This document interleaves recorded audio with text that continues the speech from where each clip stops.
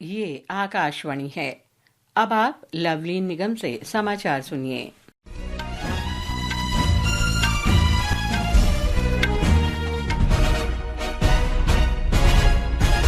नई Delhi railway station पर कल रात हुई भगदड़ की उच्च स्तरीय जांच शुरू हो गई है। उत्तर रेलवे के मुख्य जनसंपर्क अधिकारी हिमांशु शेखर उपाध्याय ने बताया कि इस भगदड़ में 18 लोगों की मौत हुई है। दिल्ली पुलिस भी भगदड़ से पहले के घटनाक्रम का पता लगाने के लिए सीसीटीवी फुटेज का विश्लेषण करेगी। उत्तर रेलवे ने इस घटना में मारे गए लोगों के परिजनों और गंभीर तथा मामूली रूप से घायलों को मुआवजा देने की घोषणा की है। बिहार के मुख्यमंत्री नीतीश कुमार ने घटना में मारे गए बिहार वासियों के निकट संबंधी को 2-2 लाख रुपए और घायलों को 50-50 हजार रुपए अनुग्रह राशि देने की घोषणा की है। घायलों को नई दिल्ली के लोक नारायण जयप्रकाश अस्पताल में भर्ती कराया गया है। अस्पताल के हेल्पलाइन नंबर हैं 987-361-7028 और 011-2350-1207। घटना पर राष्ट्रपति, प्रधानमंत्री, रेल मंत्री, गृह मंत्री और रक्षा मंत्री ने शोक व्यक्त किया है। प्रधानमंत्री नरेंद्र मोदी आज नई दिल्ली के भारत मंडपम में कपड़ा उद्योग के सबसे बड़े आयोजन भारत टेक्स में शामिल होंगे। श्री मोदी इस अवसर पर लोगों को संबोधित भी करेंगे। हमारे संवाददाता ने बताया है कि 17 फरवरी तक चलने वाला भारत टेक्स एक वैश्विक कार्यक्रम है। प्रधानमंत्री नरेंद्र मोदी ने कहा है कि भारत न केवल भविष्य के बारे में वैश्विक विचार विमर्श का केंद्र है, बल्कि इन चर्चाओं का नेतृत्व भी कर रहा है। नई दिल्ली में कल एक मीडिया हाउस में आयोजित बैठक में श्री मोदी ने कहा कि भारत को विश्व में एक ऐसा स्थान मिला हुआ है जो पहले कभी नहीं था। उन्होंने कहा कि देश में और वैश्विक मंच पर लोगों में भारत का विश्वास पहले से कहीं अधिक मजबूत हुआ है।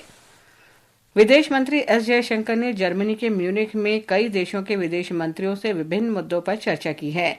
इस दौरान विदेश मंत्री एस जयशंकर और इजरायल के विदेश मंत्री ने एशिया, यूरोप और अमेरिका को इजरायल के रास्ते जोड़ने की अमेरिकी राष्ट्रपति डोनाल्ड ट्रंप की योजना पर विचार विमर्श किया। राष्ट्रपति भवन के प्रांगण में आज नए प्रारूप में चेंज ऑफ गार्ड का उद्घाटन समारोह आयोजित हुआ। इस अवसर पर राष्ट्रपति द्रौपदी मुर्मू भी उपस्थित थी। आम लोग इसे 22 फरवरी से देख सकेंगे। इसमें संगीत और अन्य कार्यक्रम होंगे। समारोह के दौरान राष्ट्रपति के अंगरक्षकों और ब्रास बैंड द्वारा सैन्य ड्रिल का प्रदर्शन किया जाएगा। इस आयोजन में शामिल होने के लिए ऑनलाइन पास visit.rashtrapatibhavan.gov.in से लिए जा सकते हैं। दिल्ली पुलिस आज अपना 78वां स्थापना दिवस मना रही है। इस अवसर पर आज किंग्सवे कैंप के परेड ग्राउंड में गृह राज्य मंत्री नित्यानंद राय और दिल्ली पुलिस के आयुक्त संजय अरोड़ा की उपस्थिति में भव्य परेड का आयोजन किया गया। इस मौके पर गृह राज्य मंत्री ने कहा कि दिल्ली पुलिस देश के सर्वश्रेष्ठ पुलिस बल में से एक है और ये अपराध नियंत्रण में मानदंड कायम कर रही है। उत्तर प्रदेश के बाराबंकी जिले में आज पूर्वांचल एक्सप्रेस वे पर एक टेम्पो ट्रैवलर और बस की भिड़ंत में एक महिला सहित 4 लोगों की मौत हो गई और 6 लोग घायल हो गए। दोनों वाहन अयोध्या जा रहे थे। सभी मृतक और घायल टेम्पो ट्रैवलर में सवार थे। 2 घायलों को लखनऊ के ट्रॉमा सेंटर में भर्ती कराया गया है। अन्य 4 घायलों का इलाज जिला अस्पताल में हो रहा है।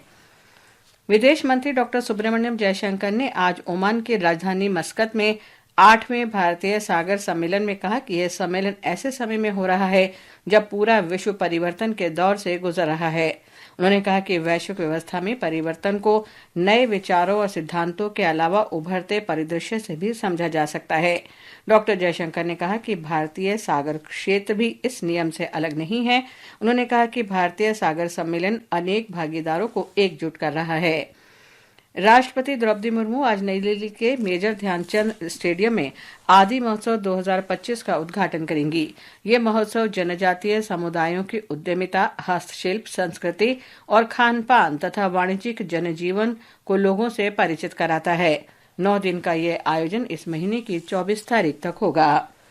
वडोदरा में महिला प्रीमियर लीग क्रिकेट के तीसरे मैच में आज शाम 7:30 बजे गुजरात जायंट्स का मुकाबला यूपी वॉरियर्स से होगा। कल दिल्ली कैपिटल्स ने मुंबई इंडियंस को 2 विकेट से हराया था। इसके साथ ही ये समाचार बुलेटिन समाप्त हुआ।